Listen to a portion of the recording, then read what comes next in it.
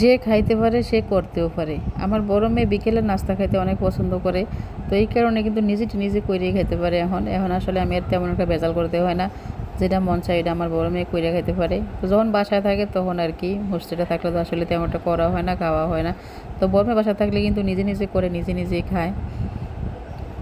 বিকেলবেলা হঠাৎ করে কইতেছে চাপ খাইবো, তো চাপের বিষয়টা কিন্তু একটু ঝামেলা করতে হয়, আগে থেকে সবকিছু রেডি করে রাখতে হয়। তারপরে আসছিল গরুর মাংসের চাপ। মুরগি হইলে যা মোটামুটি ভাবে তাড়াহুড়া করে করা যায়, কিন্তু গরুর মাংসটা আসলে তাড়াহুড়া করে করা যায় না, কারণ এটা যেহেতু ফ্রিজে আসছিল, ফ্রিজ থেকে বাইর করে তারপরে বরফ ছাড়া আনি, তারপরে হলো প্রসেসিং করা, অনেক ঝামেলার কাজ। তো কি আর করার, কিছু করার নাই, যেহেতু মেয়ে খাইতে চাইছে। আমি যে কোনো কাজ তাড়াহুড়া করে করতে পছন্দ করি না। তো আমার মেয়ে যেহেতু খাইতে চাইছে, আমার আগে কথা ছিল তোমরা খাইতে চাইছো তোমরা নিজেরা করে খাইও, আমি আসলে এই বিষয়ে কোনো কিছুই করতে পারবো না। তো মেয়েরা মাইনা নিছে, ঠিক আছে আমরাই করে রাখামো। তো গরুর মাংস ছাড়াইয়া তারপরে হইলো সুন্দর করে পাতলা পাতলা করে কাইটা, তারপরে চাপের মশলা, তারপরে গরম মশলা, টক দই, লেবুর সয়া সস, কর্নফ্লাওয়ার, তারপরে আদা বাটা, রসুন বাটা, মানে যত মশলা দেওয়ার দরকার সব মশলা দিয়ে দিছে। তারপরে আসছিল চিলি ফ্লেক্স দিয়ে 1.5 ঘন্টা খানিকের মতো রাখছিল ম্যারিনেট করে, আরো বেশিক্ষণ রাখলে ভালো হইতো। তারপরে সাথে আসছিল ডিম, টমেটো সস, সব কিছু দিয়ে ঘন্টা খানিকের মতো মাইখা তারপরে বানাইছিল আর কি। তো আমি আসলে দাঁড়া দাঁড়া দেখতেছিলাম, আমি কোনো কাজে হাত লাগামু না কইছিলাম, তো এই কারণে আমি আর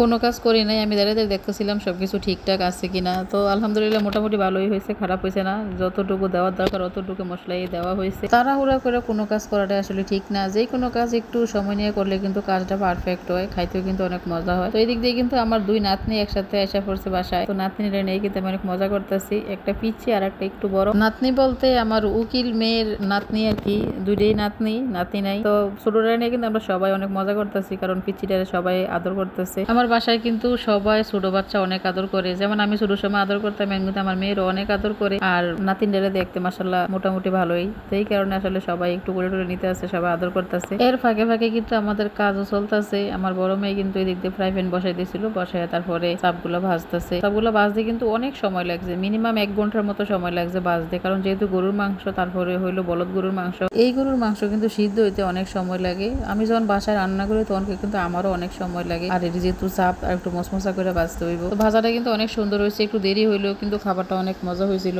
ভাজাটা অনেক সুন্দর লাল মশমশা হয়েছিল, সবাই কিন্তু অনেক মজা করে টমেটো সস দিয়ে খাইছে। মানে ভাজতে যতক্ষণ সময় লাগছে, খাইতে কিন্তু তার চেয়ে 3 ভাগের 1 ভাগ সময়ও লাগে নাই, কারণ সবাই যেহেতু একসাথে খাইতেছে। তো মাংসটা যতটুক মানুষ কিন্তু তার চেয়ে বেশি, একটা আনলে কিন্তু সবার হয় না। তো যতটুকু করে বাকি খাইতেছে ততটুকু করে খাইতেছে আর কি, কারণ ভাজতে কিন্তু অনেক সময় লাগতেছে, 3 বার দিতে হচ্ছে। তো 3 বার ভাজতে কিন্তু প্রায় 3 ঘন্টার মতো সময় লাগছে। সবগুলা একসাথে হইলে কিন্তু সবাই একটা করে খাইতে পারতো, সবাই একটা করে খাইতে পারলে কিন্তু আসলে খাবারটা পারফেক্ট হইতো আর কি, মানে একজনের জন্য একটা যথেষ্ট আছিল। সবগুলো চাপ যদি একসাথে একবারের মধ্যে ভাজা যেত তাহলে কিন্তু আসলে সবাই একসাথে খাইতে পারতো। তো যেহেতু একবারে দেওয়া যেতেছে না, তো 3 বারে দিতে হয়েছে, তো এই কারণে সবাই একটু একটু করে খাইছে আর কি। তো আসলে সবাই কিন্তু অনেক মজা করে খাইছে, কারণ এই সমস্ত খাবারগুলো কিন্তু বাচ্চারা অনেক পছন্দ, আমার মেয়ের তো সবচেয়ে বেশি পছন্দ। যখন খাইতেছিল তখন কিন্তু প্রচুর গরম, মাত্র নামাইছে ওই দিয়ে কিন্তু অনেক কষ্ট করে টানাটানি করে খাইতেছে, কারণ গরম যেহেতু কেউ ধরতে পারতেছে কেউ ধরতে পারতেছে না, এরকম আর এই খাবারটা কিন্তু গরম গরম খাইতে সবচেয়ে বেশি মজা। ঠান্ডা হয়ে গেলে কিন্তু মাংসটা শক্ত হয়ে যাবো, খাইতে তেমন ভালো লাগতো না। তো এই কারণে কিন্তু গরম গরমে সবাই অনেক মজা করে খাইতেছে। সবাই একসাথে খাবারের মজাটা কিন্তু আলাদা। তারপর যদি বাচ্চারা এত মজা করে একটা জিনিস করে খায় তাহলে কিন্তু আরো বেশি আনন্দ লাগে, কারণ নিজের হাতে করতেছে, নিজের হাতে খাইতেছে। এমন সুন্দর একটা মুহূর্ত আমি সামনে থেকে দাঁড়িয়ে দাঁড়িয়ে দেখতেছিলাম, আমার কাছে কিন্তু অনেক ভালো লাগতেছে, কারণ সবাই অনেক মজা করে খাইতেছে।